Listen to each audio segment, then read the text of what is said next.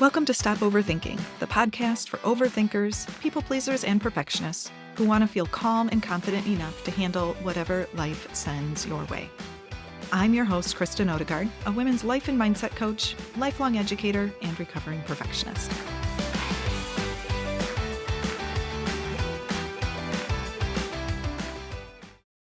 Welcome back to the Stop Overthinking podcast. I am so glad you are here. Before I jump into today's episode with boundaries and avoiding, I just want to say thank you for listening, for sharing, and supporting this podcast. It was a passion project of mine that I started a year ago in listening, and I am grateful that I can share things for you and that you find it relevant and valuable. And I'm just going to keep showing up and hoping to put good things out into the world. So this week, I want to talk about the difference between boundaries and avoiding.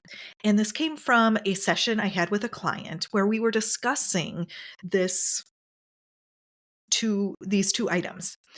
And it was such a great conversation because I think a lot of times people confuse the two and we use language to justify our own behavior that may not be the most healthy. And so, what was going on with this client is she was basically using the word boundary, but in reality, she was just avoiding a person, and actually more than one person. And first and foremost, I do want to say that you are an adult. I'm just here to give you tools and skills to apply to your life. And I just want to emphasize this point. If you want to avoid a certain person, if you don't want to be around a person, if you don't want to talk to them, you don't have to. And you can just decide, I don't want this person in my life and I don't want to talk to them. And we've probably all done that. I know I have, and my clients have as well. And it can be healthy and it can be positive, and it's not an avoidance tactic. It's like, this is just someone that I really don't want to have a relationship with because I don't want to do the work and it doesn't matter to me. And I don't want to work on myself as it applies to this person. And the way that you can know that this is a relatively healthy choice, or the way that I would help you define that it's a relatively healthy choice, is that it feels clean. There's not a lot of resistance around it. There's not a lot of anger. It may just seem almost like a self-love tactic. And this can be true for family members, friends, anyone really. You can just decide as an adult not to spend time with someone, period. Now, where boundaries come in is when maybe there's a person in your life that you don't want to cut out of your life, or you can't cut out of your life. And you really can't avoid them. They're in your life, but you want them to be in your life in a way that supports you taking care of yourself and making sure that there are some boundaries that you've set up for yourself that keeps you being the person that you want to be in relation to this other person. So there's three different things that we're going to talk about today. The first one is I've decided I don't want this person in my life. The second one is I want this person in my life and I want to be able to interact with this person, but I need some boundaries. And then the third one that some people do is we just avoid people because we don't want to do our own work. We end up suppressing a lot of emotional turmoil and emotional work that would ultimately benefit us in many different aspects of our lives. So let's talk about the three and how to distinguish between them, and whether you're actually putting up boundaries or if you are just avoiding a situation or a person. An example of not wanting a person in your life may come from meeting friends of friends, maybe a dating scenario, or even like a networking business event. You meet someone, you're introduced to them, maybe you go on a date with them if that's the situation, and you just decide, like, I don't want this person in my life. This is not a relationship I want to be committed to. I don't really care if I'm friends with them. I don't care if I ever talk to them again.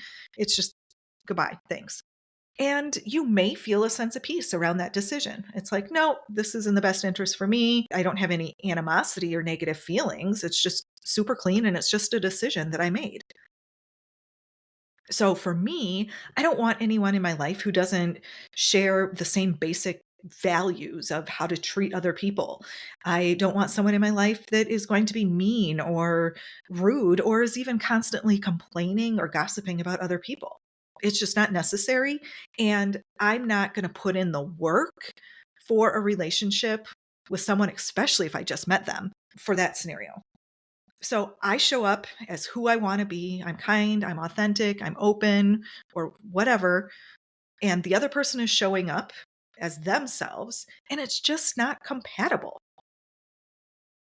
And that can be the end, and it's fine. And it probably is even mutual. Like, you understand you're just not compatible with this person, whether it's a personal or even a professional relationship, or friends or acquaintances. Sometimes I think it's hard for people to just end relationships or to even change the format of a relationship if nothing goes terribly wrong. We can just recognize, like, it's not a good fit anymore. And so that's one of the first things that you can use as a test for yourself. Like, am I my best self when I'm around this person, regardless of how they're behaving? Can I be authentic? Can I love myself when I'm around this person? And if not, maybe you don't want this person in your life anymore. And in some situations, nothing has gone wrong. You didn't do anything wrong. I didn't do anything wrong. It just isn't a relationship that's worth pursuing anymore. And that is different than avoiding yourself or avoiding an opportunity to learn and grow. So if you're in some kind of relationship and you feel like you need to remove this person from your life so that you feel better, of course, that's a red flag. And we know this because our feelings come from our thoughts. And you might be able to avoid the circumstance, like the person, but the thoughts you're having and the process of creating those emotions that go with the thoughts are still going to be there. And the thing is, like, you got to love the way the universe works, because if you try and avoid the work with one person, most likely another person is going to come into your life and provide you with the opportunity to do the work. And unfortunately, I have had so many examples of this in my own life. Call it karma, call it whatever you want. But I noticed that if I didn't process properly with something in the past, a person, and in some cases before I started doing this work, it was just total lack of awareness or not having the emotional resilience to be able to deal with it, whatever. But it's like it came back in my life and it just became a whack-a-mole in some other area of my life. Like, it would pop up and maybe I could push it down, then it would pop up somewhere else.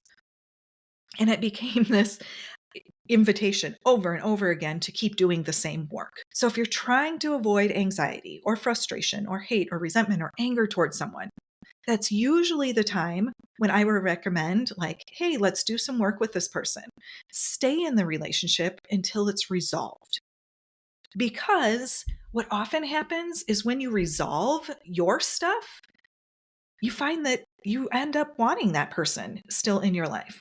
It's like, oh, once I got all that cleaned up, there isn't a problem. And you may, on the other hand, clean up and do the work and then decide, ugh, nope, it's even more clear now. But then it becomes clean and it's a good ending for you. Whatever you do, it's totally fine. But as long as you're not avoiding people to avoid yourself and your feelings and your emotions and doing your own dang work. So you will know, because there's going to be some hesitancy there. Like, I don't know about this. I'm mad or I'm frustrated, angry, whatever, versus just the, nope, this is done. So that's the first example, is just, not having a person in your life. The second option, let's say you decide, I don't want to avoid this person. I need or want to stay in this relationship, but there's conflict, there's challenges, there's a lot of work that needs to be done. And I'm the person who gets to do it. And so that's oftentimes an opportunity to set some boundaries. And the boundaries are a way of you taking care of you. They are not a way to avoid and hide from yourself, and they're not a way to control other people. So I have a whole episode on boundaries, and I like to use the example of like having a fenced in yard, and it has a gate, and it's your yard, it's your space. You can open up that gate to allow what you want in, and you can close it to stop other stuff from coming in. But it's not controlling the people outside of the fence. It's still only your space. I know like boundaries for me are helpful when I'm in like approval seeking energy, or I'm trying to people please someone, or maybe the other person is doing some things that feel controlling or manipulative to me, or I can tell that they're really in people pleasing mode. And so the way that you can set up a boundary in a situation is that you decide. You don't have to tell the other person. You just get to decide what works for you. And I'll give you an example. Let's say that you have a neighbor, and this person, you generally like them, you have some shared values, you have some shared interests, but they come over all the time. Like they're knocking on your door, they see you outside, and they just want to talk to you and come hang out. And sometimes it's like you're running out to get the mail and that person is just there and they want to talk, or they're constantly inviting you to do all these things. And sometimes it's like, ugh, I just want my space. And you can try and hide in your house, look out the door and make sure that nobody's around. Okay. That's the avoidance piece. Or you just bury it down and you deal with it, but you start getting really angry and frustrated with the person.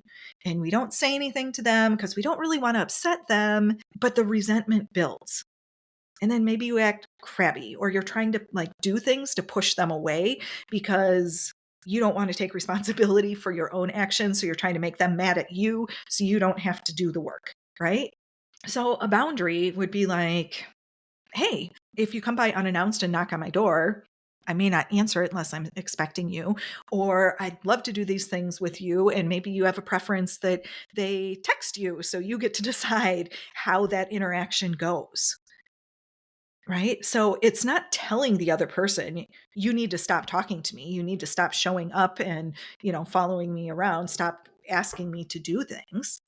It's just, hey, when I see you and I'm running out to the mailbox, I don't have time to talk with you in that case. If we want to set up some weekly times to maybe hang out, if that's something that you want to do, then set it up. But I don't have the time or energy for this spontaneous interaction. So those are things that you can do.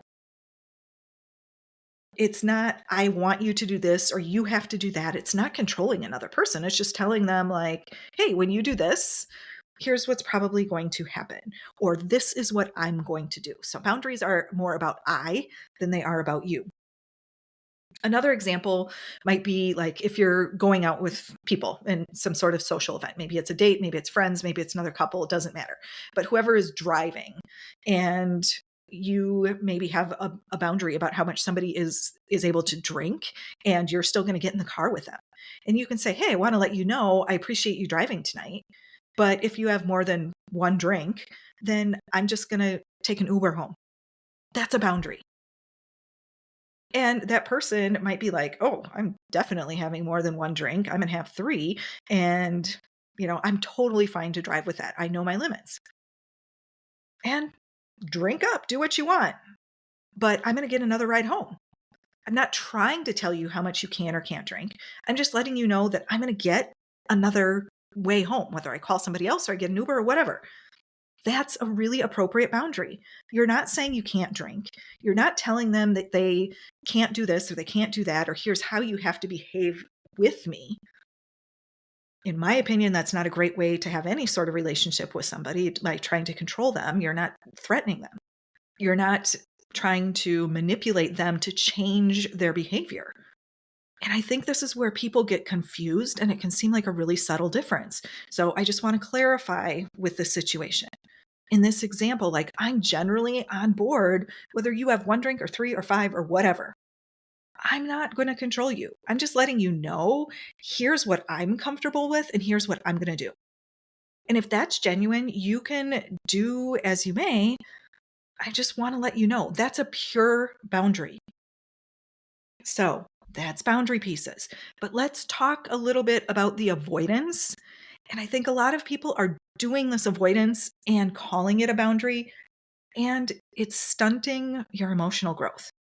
And that's what I want to talk about here, and make sure that if you are someone that struggles in relationships or has a difficult time processing your own emotions, if you feel resentful or agitated a lot of the time, you might be using what you're calling boundaries and thinking that they're healthy, but in a way that is actually curtailing your emotional growth. So, one of the suggestions that I have for you is if there's a person in your life that you feel you need to put up a boundary or you feel like it's just negative for you.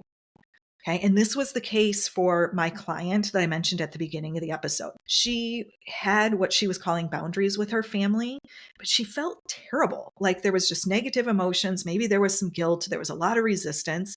It wasn't done cleanly or out of love for herself. It was avoidance. She wanted to avoid the feeling. She wanted to avoid thinking about these things. So I'm just going to avoid the person.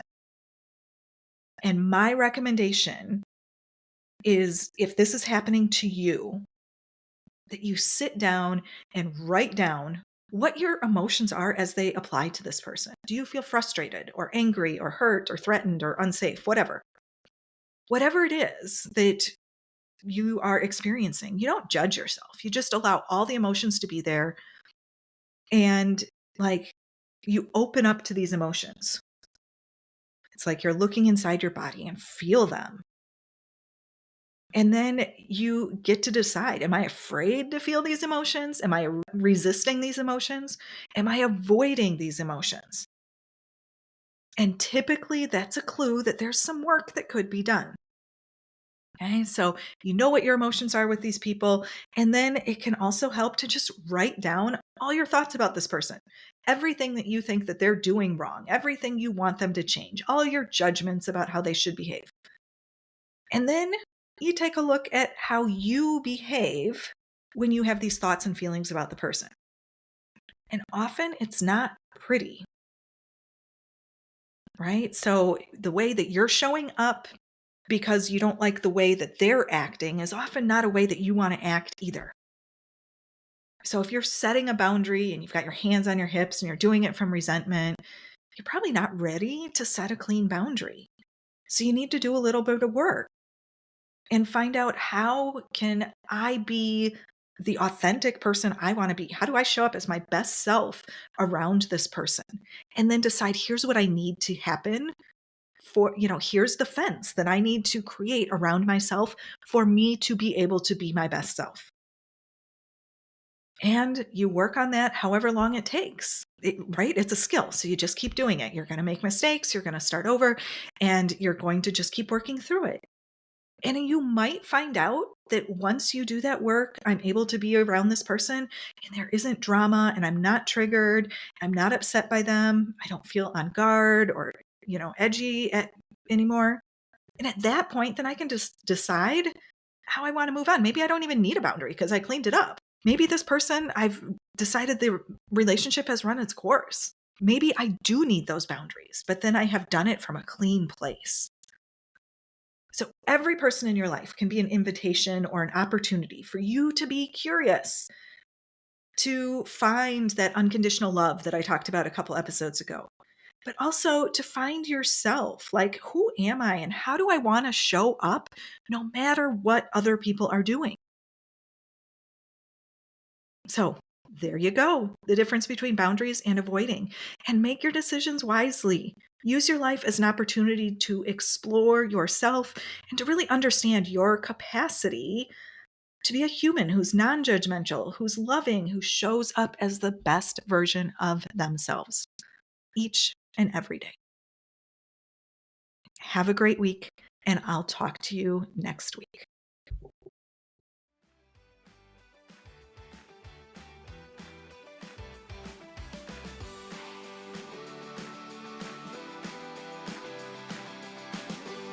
Thank you for listening to the Stop Overthinking podcast with Kristen Odegaard. If you enjoyed this episode, please share it with someone else who would benefit from the message. To learn more about working with me and links to social media and free resources, head over to my website, coachwithkristen.com. That's Kristen spelled Kristen. Be sure to subscribe to the podcast so you don't miss future episodes. Have a great week.